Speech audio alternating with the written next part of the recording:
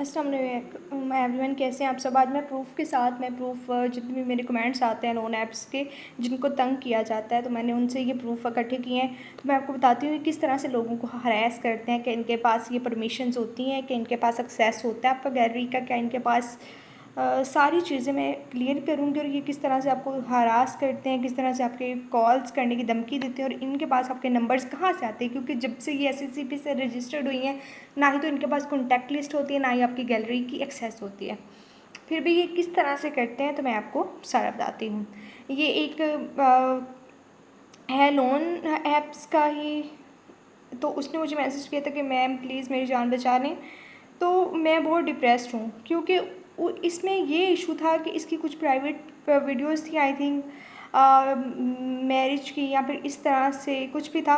तो वो चली गई थी इनके पास, कुछ प्राइवेट वीडियोस। और ये क्या करते हैं कि ज़ाहिर बात है, अगर कोई फैमिली है वो अपनी वीडियोस वगैरह या फिर इस तरह की नहीं दिखाती है, जैसे कि अगर बहनों की या बेटियों की वीडियोस वहाँ पे मयूब समझा जाता है, तो ये क्या करते हैं, ये थ्रेट करते हैं कि हम ये आपकी वीडियोस लीक कर देंगे या फिर आपके सारे रिश्तेदारों को कॉल करेंगे। इनके पास इस तरह का कोई लीगल राइट नहीं होता, ये नहीं कर सकते हैं। मैं बार बार कह रही हूँ, ये इस तरह नहीं कर सकते हैं।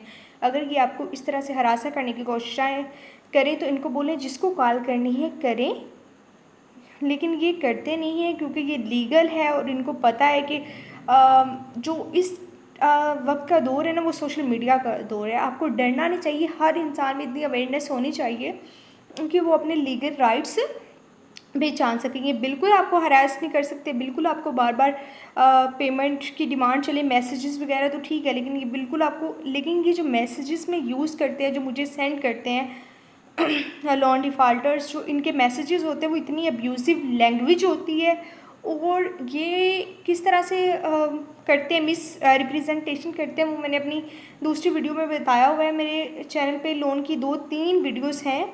तो मुझे लगता है ये इंशाल्लाह मेरी लास्ट वीडियो होगी, क्योंकि मैं इसमें आपको प्रूफ्स भी दे दूँगी। इसमें सारा इनका जो है ना सच वो खोल के आपको बता दूँगी कि क्या कर सकते हैं, क्या नहीं कर सकते।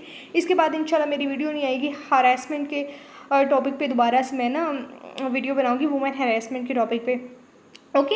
अच्छा, तो ये ना मोहतरम जो थे वो बहुत परेशान थे कि भाई मैंने इनका 12 के देना है, और इन्होंने मुझे इतना तंग किया, इतना तंग किया ना, कि इन्होंने क्या किया था, उसके आईडी कार्ड से नंबर निकाल लेते, उसका आईडी कार्ड ट्रेस करके, जो कि इलीगल है। आप किसी की भी इस तरह से नहीं निकाल सकते उसकी इन्फॉर्मेशन वगैरह, या फिर उसकी गैलरी तक एक्सेस या मोबाइल हैकिंग करना, ये तो कानूनन जुर्म है। तो कोई भी इस तरह नहीं कर सकता है अकॉर्डिंग टू पीका एक्ट के। आप इस तरह हरासमेंट नहीं कर सकते, लेकिन ये लोग करते हैं।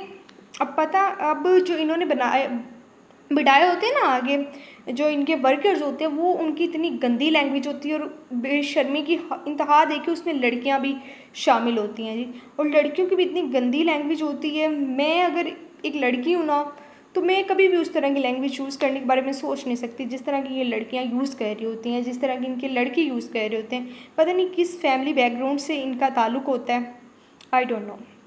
तो ये सारे प्रूफ्स हैं जो मैंने आपके सामने रखना था, कि ये किस किस तरह से लोगों को हरेस करते हैं, कि आपकी फैमिली पिक शेयर कर देंगे, आपका ये कर देंगे, आपका वो कर देंगे। हालांकि ये ऐसा कुछ भी नहीं कर सकते, जस्ट आपको डराने के लिए करते हैं। तो आपने इनसे डरना नहीं है, आपने बिल्कुल भी नहीं डरना है। और अगर किसी के पास नहीं है पैसे, ये देखिए ये भी मनी टैप, ऊपर इनका लोगो भी होता है। और ये ले के पेमेंट या फिर करके, तो ये नंबर आपका ब्लॉक कर देते हैं। दोबारा आप उस नंबर पे मैसेज करेंगे तो वो नंबर से मैसेज फॉरवर्ड ही नहीं होता। पता नहीं इनके पास कितनी सिम्स होती हैं, 200-300 तो सारी बातें होती होंगी, क्योंकि जब इन्होंने इलीगल काम करने तो सिम्स तो रखनी पड़ती है ना। और ये मैं कोई इस तरह से नहीं कह रही बात, मेरे पास स्पेशली प्रूफ हैं। और आप देख रहे हैं सोशल मीडिया बड़ा पड़ा है इनके इस फ्रॉड से, स्कैम से। तो ये पाकिस्तान में मनी लॉन्ड्रिंग कर रहे हैं और कुछ नहीं कर रहे हैं ये, इसके सिवा। अब ये मनी लॉन्ड्रिंग किस तरह से कर रहे हैं कि लोगों से पैसे लूटते हैं, एक्सटेंशन मनी के नाम से पैसे लूटते हैं। ये मोहतरमा है, इनकी इतनी गंदी लैंग्वेज थी। अच्छा, लोगों से एक्सटेंशन मनी के नाम से पैसे लूटते हैं कि भाई आपकी एक्सटेंड कर दी जाएगी डेट, हमें इतने पैसे दो। अगर आप नहीं करा सकते, और ड्यू डेट से पहले पेमेंट की डिमांड करते हैं। ये भी उसमें स्क्रीनशॉट जो पिछला गुजरा है उसमें ये था कि ड्यू डेट से पहले डिमांड कर रहे थे कि हमें दें 2 दिन से पहले। कहते एग्रीमेंट में तो इस तरह का कुछ शामिल नहीं होता, लेकिन ये कहते हैं कि भाई हम जब मर्ज़ी डिमांड कर सकते हैं। अगर एक पर्सन है उसने 1 माह के लिए लिया है, अगर आप जब मर्ज़ी डिमांड कर सकते हैं, आप 10 दिन पहले डिमांड करना शुरू कर दें तो उसे लोन लेने का तो कोई फ़ायदा नहीं ना हुआ। वो फिर लोन लेता क्या क्यों? और इनका सबसे ज़्यादा फ्रॉड देखिए 360 डेज़ का बताते हैं, जब इनके एड्स वगैरह चल रहे होते हैं 360 डेज़ का। और अगर से आपने वहाँ पे 50,000 लोन लिखा हुआ है ना, 1,000 साथ में मेंशन होता है मार्कअप। जब मैंने अपनी पिछली वीडियो बनाई थी तो मैंने उसमें वो चीज़ भी डिस्कस की हुई थी कि 1,000 वहाँ पे मार्कअप लिखा होता है या फिर 2,000 लिखा होता है। और जब ये मार्कअप लेने पे आते हैं तो 0.75 पर डे के हिसाब से लिखा होता है, लेकिन ये बहुत ज़्यादा सर्विस चार्जेस लेते हैं, मार्कअप्स लेते हैं, ये लेते हैं। पहले बताते कुछ और है और करते ये कुछ और हैं। ये भी एक इनका इलीगल वे है। अब ये क्या करते हैं, कभी कभी तो ये भी कंप्लेन आती है जो कस्टमर्स की है कि हम पेमेंट कर देते हैं, हमारी सारी पेमेंट जो है वो क्लियर होती है, डबल ट्रिपल पैसे भी हम इनको देते हैं, लेकिन इनके पैसे वहीं के वहीं खड़े होते हैं क्योंकि वो एक्सटेंशन मनी में पैसे इनके जा रहे होते हैं। भाई जो ये एक्सटेंड डेट भी नहीं एक्सटेंड करते और एक्सटेंशन मनी के नाम पे पैसे भी लेते रहते हैं। तो इस तरह के भी बहुत ज़्यादा केसेस हैं। और इनका एक बुरा फ्रॉड कि हम आपके घर आ जाएंगे इस तरह से लोगों जो माने ही ना कि भाई पिक वाला भी कर लिया इन्होंने हरबा, ये 2-3 होते हैं ना, पिक वाला भी हरबा कर लिया कि आपकी पिक्स लीक कर देंगे, फिर कॉन्टैक्ट लिस्ट पे भी कॉल कर ली, और करते भी है बाज़ दफ़ा कॉन्टैक्ट लिस्ट पे भी कॉल कर ली। अच्छा, कुछ लोग ना बहुत परेशान होते हैं कि मैडम हमारी कॉन्टैक्ट लिस्ट पे कॉल कर दी जाएगी इस तरह से उस तरह से। कौन आपको आपके रिश्तेदार के खाने के लिए देते हैं पैसे, या फिर इस तरह करते हैं जो उनसे डरना है?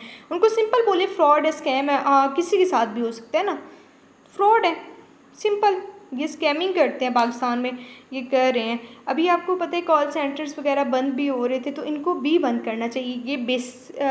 ये बेशक SCCP से रजिस्टर्ड है। आपने मसूद वाला वाक़या सुना होगा, उस बंदे ने सुसाइड अटैम्प्ट किया था, और सुसाइड अटैम्प्ट करना कोई आसान बात नहीं होती है। उस बंदे ने सुसाइड अटैम्प्ट किया था जी, और इन्हीं ऐप्स की वजह से किया था जो कि लीगल थी। तो क्या SCCP ने इनको इसलिए लीगल किया हुआ है कि लोगों की जानें लें? बिल्कुल बिल्कुल भी नहीं। हाँ, हमारे अदारों को इस पर एक्शन लेना चाहिए, लेकिन अगर आप FI वगैरह के आप लोग एक ग्रुप बना लो ना, तो FI वगैरह के दफ्तर में जाओ। आजकल तो खुली चैरी लग रही है, काम हो रहे हैं कानून में, तो आप लोग वहाँ पे FI के दफ्तर चले जाओ, वहाँ पे अपनी जाके कंप्लेंट्स फॉरवर्ड करो कि भाई इस तरह से हमें हरासा करते हैं, हमसे पैसे लेके डबल पेमेंट की डिमांड करते हैं। तो ये चीज़ है, बहुत ज़्यादा ये इलीगल काम कर रहे हैं। और कॉल सेंटर्स मोस्टली जो कॉल सेंटर है ना इस्लामाबाद, लाहौर, फैसलाबाद, कराची में जो चलाए जा रहे हैं वो इलीगल ही काम करते हैं। ये लीगल हो जाते हैं वहाँ से SCCP से, लेकिन काम ये इलीगल ही कर रहे होते हैं। इनको पता होता है कि अच्छा अब SCCP को ये जो रिकॉर्ड देते हैं ना वो इनके ऑफिशियल नंबर्स होते हैं, लेकिन जब ये मैसेजेस करते हैं आपको हरेसमेंट वगैरह के या फिर इस तरह के, तो वो इनके पर्सनल नंबर्स होते हैं, वो ऑफिशियल कोई नंबर नहीं होते। जब आप ऑफिशियल नंबर पे कंप्लेन करते हैं तो कहते हैं नहीं नहीं हमारा तो वो एजेंट था ही नहीं, ऐसे था वैसे था, फिर बहाने बनाते हैं ना। वहाँ पे बहुत प्यार से बात करेंगे, लेकिन जब ये पर्सनल नंबर से कॉल कर रहे होते हैं तो इतनी इनकी अब्यूसिव लैंग्वेज होती है ना कि मुझे 2-3 भेजे थे जो ये लोन डिफ़ाल्टर है, उन्होंने भेजे थे कि ये देखिए मैम ये इस तरह की लैंग्वेज यूज़ करते हैं। तो बिल्कुल डरने की ज़रूरत नहीं, घबराने की ज़रूरत नहीं, ये आपका कुछ भी नहीं बिगाड़ सकते। ज़्यादा से ज़्यादा जस्ट आपको डिफ़ाल्ट कर सकते हैं, उसके अलावा कुछ भी नहीं कर सकते। जस्ट आपको डिफ़ाल्ट कर सकते हैं।